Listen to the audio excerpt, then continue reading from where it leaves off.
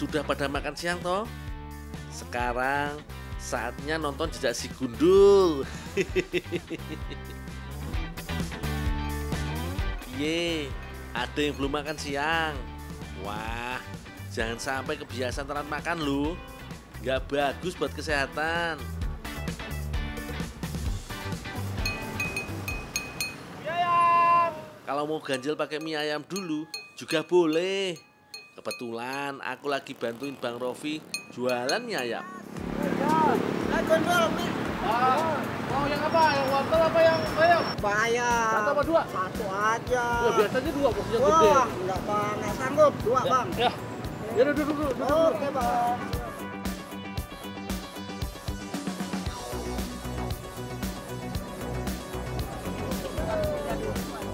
Mie ayam Bang Rofi memang banyak penggemarnya. Sabar yo Mas Pak, antri dulu. Semua pasti kebagian kok. Masih nggak Dul? Oh masih. Satu aja ya. Ya apa yang wortel apa yang bayam? Bayam aja. Bayam. Oke. Oke.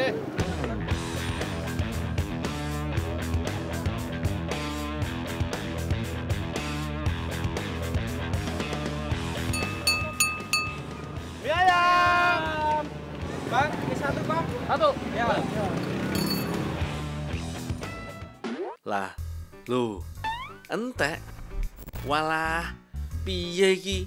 Bang, minyak habis bang. Ambil di rumah Dul. Oh, saya tak ambil mie di rumah. Abang ngelainin ya? Siap. Siap Bang, tak ambilin dulu ke rumah. Bang Rofi berlangganan mie buatan Pak Kandimat karena kualitasnya yang bagus. Pak, Ya. minyak habis pak. Oh ya udah tolong bantuin ngadon biar cepet dagang lagi. Mas bikin dulu. Oke, bikin dulu. Oh, ya pak. Yo. Nah iki, mumpung di tempat Pak Kandiman, aku mau ikut buat minyak. Bahan utamanya terigu yang dicampur minyak goreng, tepung tapioka dan telur. Oh iya, pakai tepung terigu yang mengandung protein tinggi karena bisa membuat minyak kenyal alami. Jadi nggak perlu pakai formalin toh. Jangan lupa tambahkan garam secukupnya untuk perasa.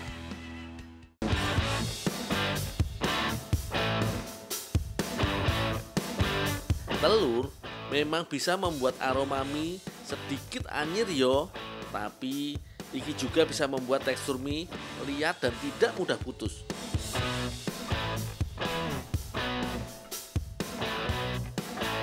Masukkan minyaknya sedikit demi sedikit sambil terus diuleni.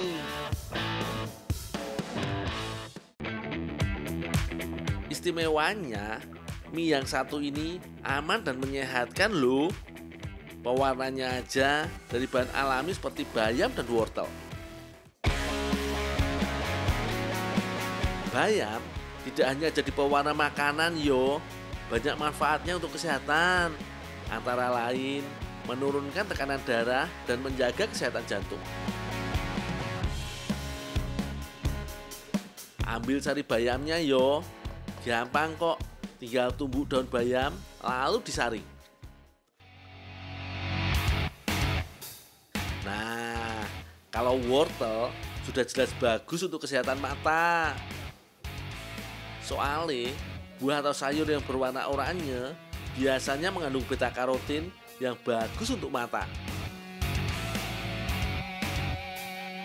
Biarpun kelihatannya sepele, nguleni mie nggak bisa sembarangan yo. Adonan harus benar-benar kalis.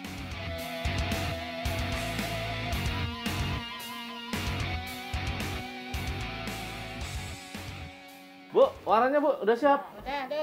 Nah, sekarang tinggal ditambah pewarna alami yang sudah dibuat. Sedikit demi sedikit saja yo. Kalau langsung banyak, justru membuat adonan lengket dan mie-nya jadi lembek.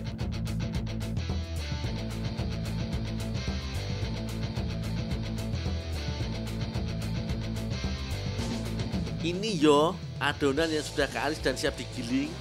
Langsung masukkan ke mesin.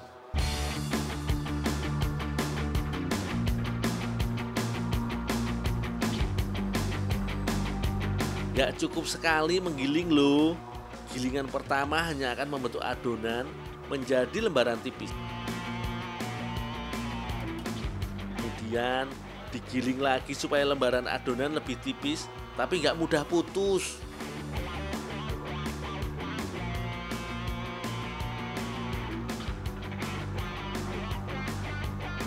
Nah, kalau sudah begini tinggal dicetak jadi mie. Jangan lupa selalu taburi tepung supaya adonan nggak lengket dan menempel satu sama lain. Tepung juga bisa diganti dengan minyak yo, sama saja fungsinya. Wis, aman. Mie sudah siap semua. Sebagian mie harus langsung diantar ke Bang Rohfi untuk dagangan mie ayamnya. Sebagian lagi aku bawa ke Mbak Rahma untuk diolah jadi bola-bola mie.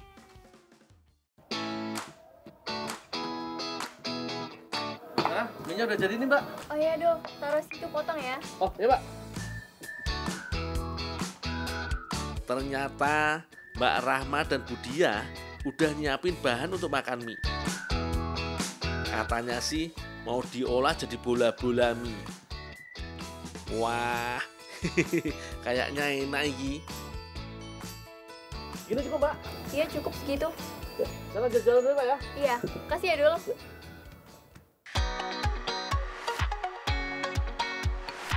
Bumbunya sederhana saja. Ada bawang putih, bawang merah, dan garam. Semuanya dihaluskan yo. Nah, kalau sayuran pelengkap ini akan diolah bareng mie. Mau pakai sayuran apa saja boleh kok. Bisa wortel, daun bawang, seledri, atau yang lain. Yang penting bermanfaat.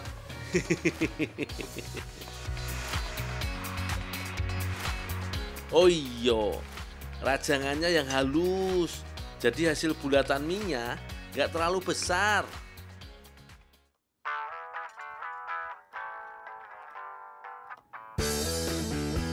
Sekarang buat adonan dari telur dan ikan giling yo. Setelah tercampur rata, masukkan bumbu dan sayuran dan mie. Aduk lagi. Paling enak langsung ngaduk pakai tangan. Jadi bisa sekalian membuat bola-bola minyak. Tenang, sik penting sudah cuci tangan sampai bersih. Lagi pula lebih gampang membentuk bola mie begini daripada dicetak pakai sendok.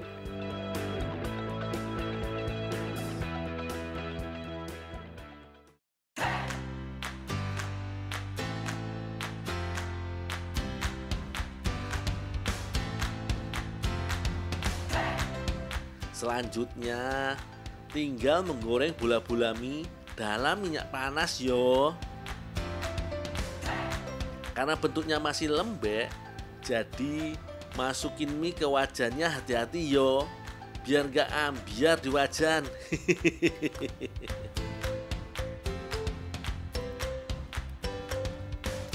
Jangan lupa dibolak-balik supaya matangnya rata.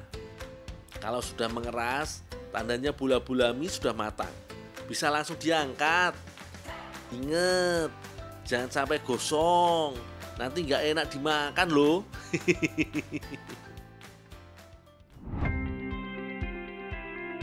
Gimana lur? Penasaran rasane? Sik yo, tak icip-icip dulu. Dul, Bu, Pak, dicoba nih bola-bola mie crispy-nya. Ayo Bang, Bu. Yuk. Yuk. Mantap rasane. Makan satu, yo jelas kurang. Renyah gurihnya nampol di lidah. Apalagi dibuat dari mie. Lumayan mengenyangkan loh. Terbukti toh, kalau mie bukan cuma enak direbus atau digoreng, bisa juga dikreasi seperti ini. Monggo, kalau yang mau coba resepnya.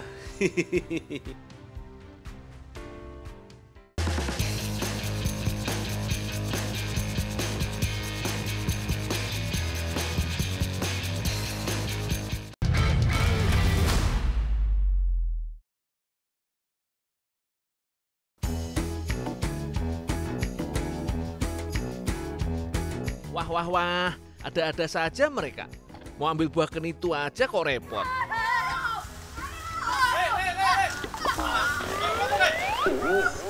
Ngapa rame-rame gini yo? Endi wae? Oh, kayak to, pojokan dhuwur kayak to. Ngabur iso dipene apa? Menek wit ngono ora iso. Tak pene. Kasian, daripada mereka jatuh, lebih baik aku yang ambil kenitunya.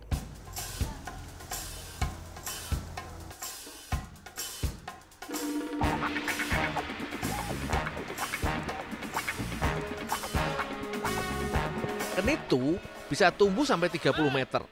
Pohon yang aku panjat ini saja tingginya sekitar 10 meteran.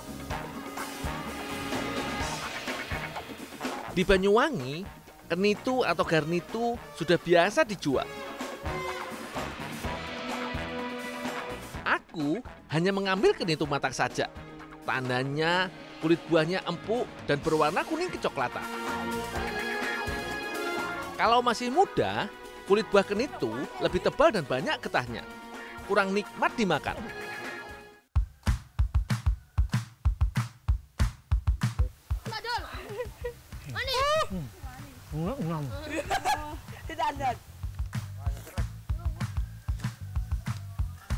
Katanya, kenitu bisa dijadikan jajanan. Wah, idenya boleh juga. Kalau dimakan langsung saja enak, apalagi kalau diolah ya.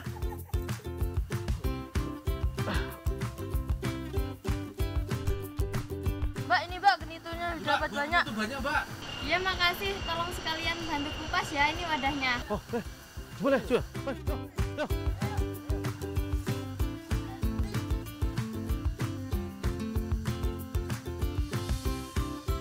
Sendok memudahkan aku mengambil daging buah kenitu tanpa harus mengupasnya. Sekali kerok, setengah buah langsung terambil. Kalau bijinya, tinggal aku pisahkan pakai tangan saja. Ya, walau tentu saja pasti banyak getah yang melekat di tangan. Untungnya, tugas ini dikerjakan bersama-sama jadi cepat selesai.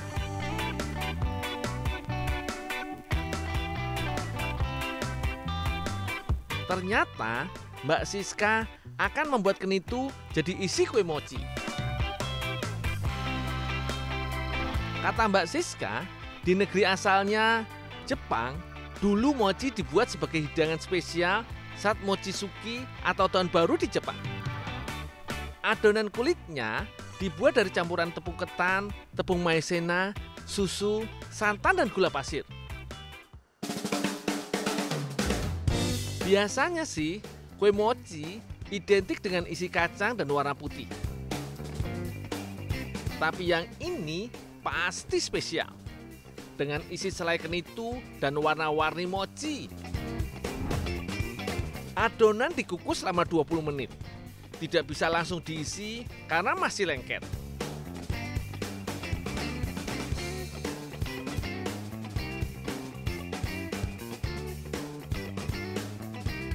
Adonan akan didinginkan dulu biar lebih mudah diisi dan dibentuk.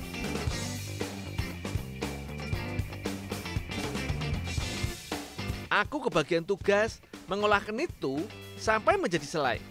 Ayolah, siapa takut? Sebelum dimasak, daging buah kenitu harus dihancurkan. Kalau tidak mau repot, daging kenitu juga bisa dihaluskan dengan blender. Tapi begini juga tak masalah.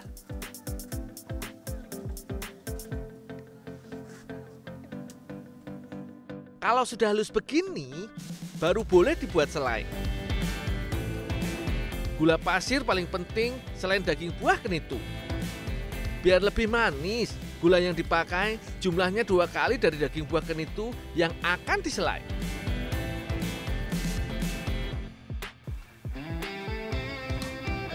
Biasanya cuma butuh setengah jam untuk membuat selai.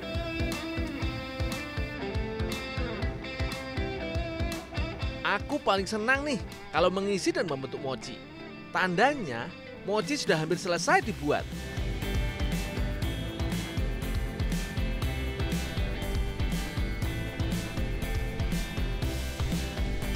Setelah dibentuk, kue mochi digulirkan ke tepung maizena yang sudah disangrai. Gunanya mencegah kue mochi lengket satu sama lain.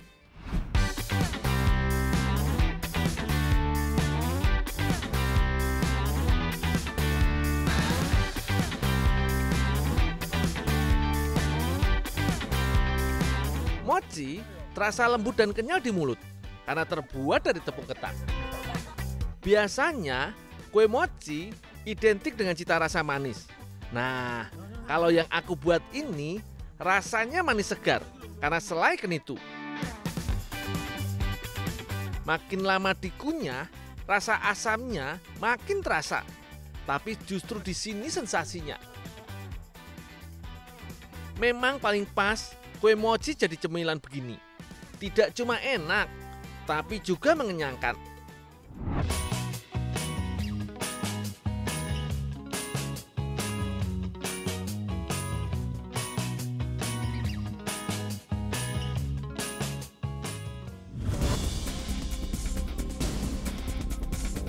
Sakit. Oh. Sakit.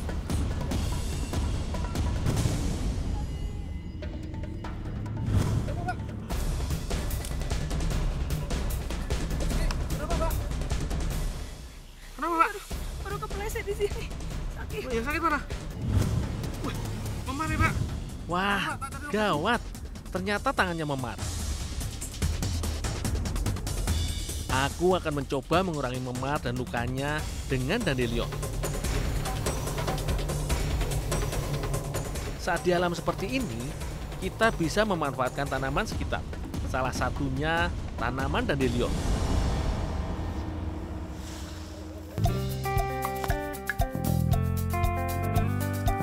Ini Pak, ini bunga sama daun dandelion Pak. Ini bisa. Dandelion pertama kali digunakan sebagai obat pada abad 10. Mereka menggunakan akar dan daunnya untuk menyembuhkan beberapa penyakit yang berhubungan dengan pencernaan. Daun dandelion juga bisa menghambat infeksi bakteri, anti jamur, juga kuman, dan mempercepat penyembuhan. Pas sekali untuk mengobati tangan Mbak Yuki. Tanaman dandelion atau randa tapak banyak ditemukan di benua Eropa dan Asia. Tanaman ini bisa tumbuh liar di mana saja. Banyak yang belum tahu kalau tanaman dari famili Asteraceae ini banyak manfaatnya. Tanaman dandelion hasil petikan biasanya banyak mengandung kotoran. Aku harus mencucinya sebelum mengolah.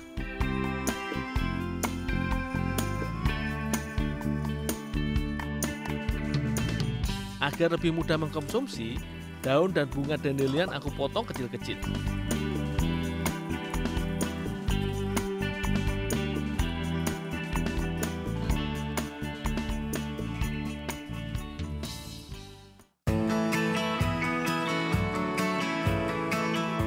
Mbak Rizka dan Mbak Yuki membuat adonan kue mangkok dari tepung terigu dan tepung beras. Selanjutnya, ada tambahan susu kental manis dan gula pasir. Agar adonan mengembang, ada tambahan vermipan. Untuk mempercepat proses pengembangan, adonan ditutup dengan lap sekitar setengah jam. Beginilah hasil adonan kue mangkok yang telah mengembang. Ini daun dandelion sama bunganya udah saya potong-potong. Makasih ya. Oh, ya. Ini bisa buat topping. Selanjutnya, menambahkan soda kue dan irisan daun dan bunga dandelion.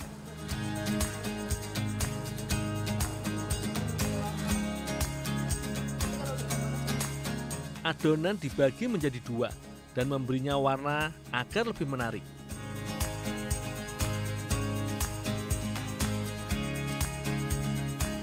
Kemudian, dimasukkan ke cetakan yang telah disiapkan.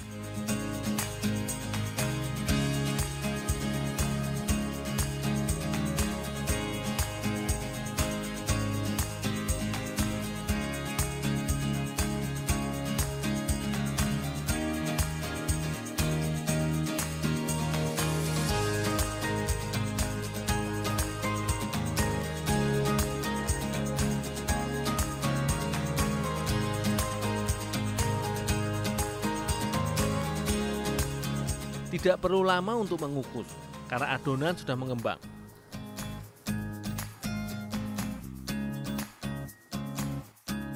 Setelah memadat dan mekar seperti ini, tanda kue mangkok siap diangkat. Bentuknya lebih cantik dengan tambahan daun dan bunga dandelion. Rasanya tidak perlu diragukan lagi, apalagi kandungan gizinya. Kelihatannya hanya tanaman liar, tapi dandelion mengandung banyak beta-karoten dan vitamin C. Zat di dalamnya juga bisa melancarkan sistem pencernaan tubuh, sekaligus meningkatkan nafsu makan.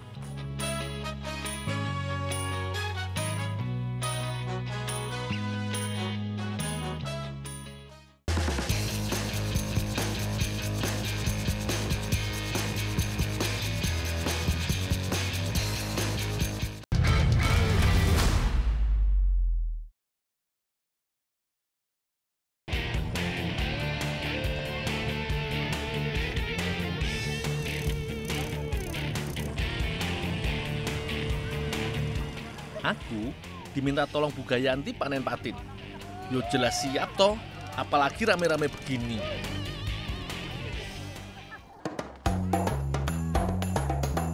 Pembibitan dan perawatan butuh waktu sekitar 6 bulan. Setelah itu baru bisa dipanen.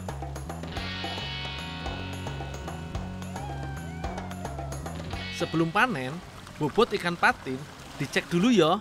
Kalau berat ikan patin tidak sama, harus disortir dulu. Pokoknya beratnya rata-rata harus sama.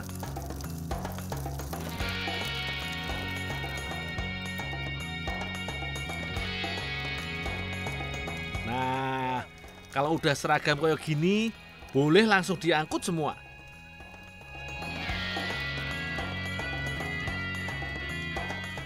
Sebaiknya panen patin tidak memakai jala, karena bisa melukai ikan. Ini buat saya, Mas. Ya. Oh, ya. Makasih ya.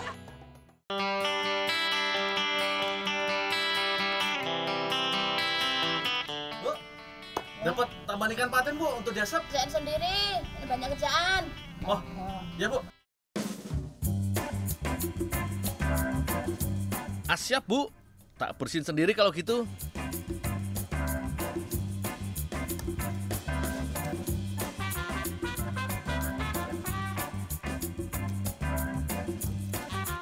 Iki penting yo. Sebelum diasap, ikan harus dibersihkan dulu. Kalau banyak kotorannya, bisa membuat bakteri pembusuk pada datang. Jadinya ikan kurang bagus kualitasnya. Bu, ini saya asap dulu, Bu ya. Ya udah, diasap dulu sana.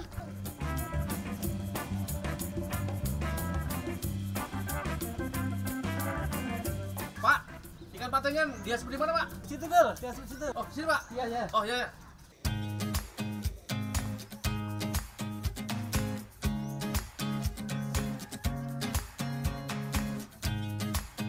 Pengasapan hanya salah satu cara pengawetan ikan yo. Setelah diasap, kandungan dalam airnya hilang. Hasilnya, ikan tidak mudah busuk.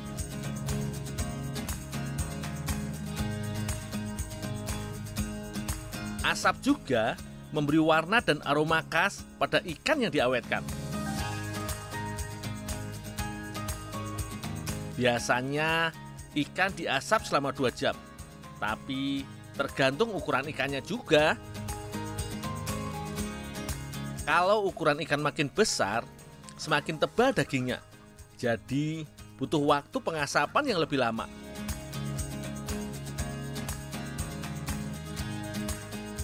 Banyaknya asap juga mempengaruhi kualitasnya. Pak, udah matang nih, Pak? Udah Dul, udah matang tuh. Udah enak dimakan itu. Datanya enak nih, Pak. Enak. Pak, saya cicipin ya, Pak. Iya, iya, ya. Silakan. Pak, Ya. ya udah mateng. Saya bayar, Pak ya. Udah dimasak dulu, Pak ya. Iya, iya, boleh, boleh. Ntar tak bantu lagi dah. Iya, iya. Nah. Wih, tenan lo, enak rasane. Padahal cuma diasap lo, tapi rasanya bisa segurih ini. Saya tinggal, Pak ya. Oh, iya, iya.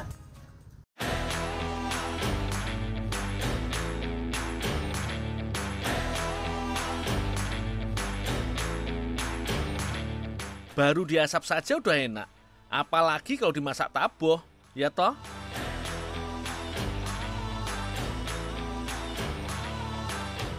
Hampir setiap masakan Lampung memakai taboh alias santan.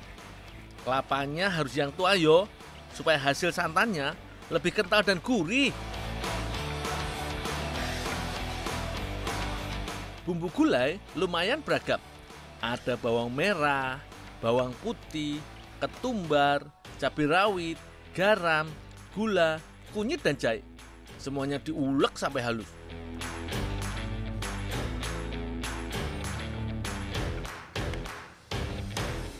Bumbu pelengkapnya pakai daun serai dan lengkuas yang digeprek. Daun salam dan daun jeruk bisa membuat aroma khas masakan makin keluar.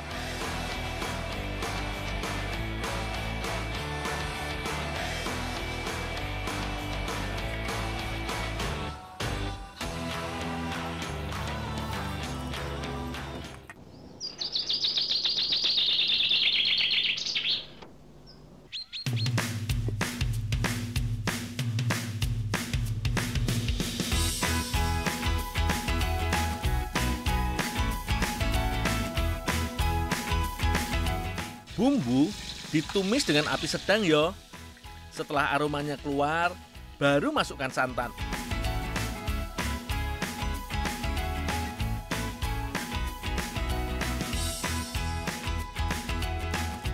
Tunggu sampai mendidih, baru ditambah cabai hijau. Ini nggak cuma jadi penambah pedas, tapi juga biar gulai taboh lebih meriah. Mbak, ada ikan asap nih, Mbak. Tolong dibantu nih, Mbak ya. Oh iya, makasih ya, Dul. Oh, ya, Mbak.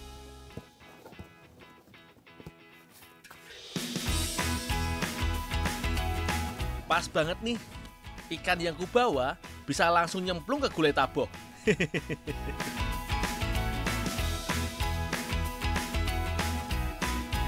Tuh, aku jadi lapar gara-gara mencium aroma bumbunya tadi. Di Lampung, gulai taboh bisa memakai ikan asap dengan sayuran. Bisa juga memasak ikan sungai dengan campuran tuba atau kluwak. Kalau kuahnya berkurang, tandanya bumbu mulai meresap dalam daging ikan asap. Artinya ikan asap taboh sudah matang dan siap disantap.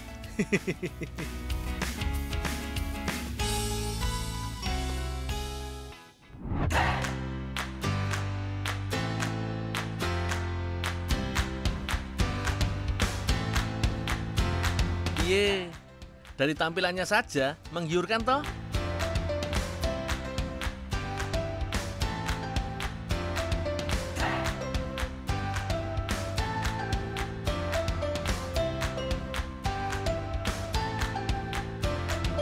Ternyata ikan patin kalau diasap dan dimasak taboh enak juga yo. Sekilas tampilannya mirip sayur lodeh di Jawa yo. Tapi tentu saja bumbu dan rempah yang digunakan khas Lampung. Masih ada yang nggak suka patin. Rugi banget. Patin nggak cuma enak pol, tekstur dagingnya juga lembut.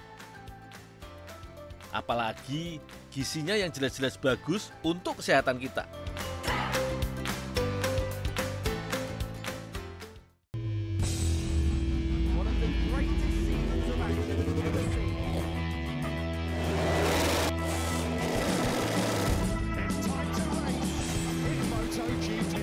Waktunya untuk geber di bulan Juni.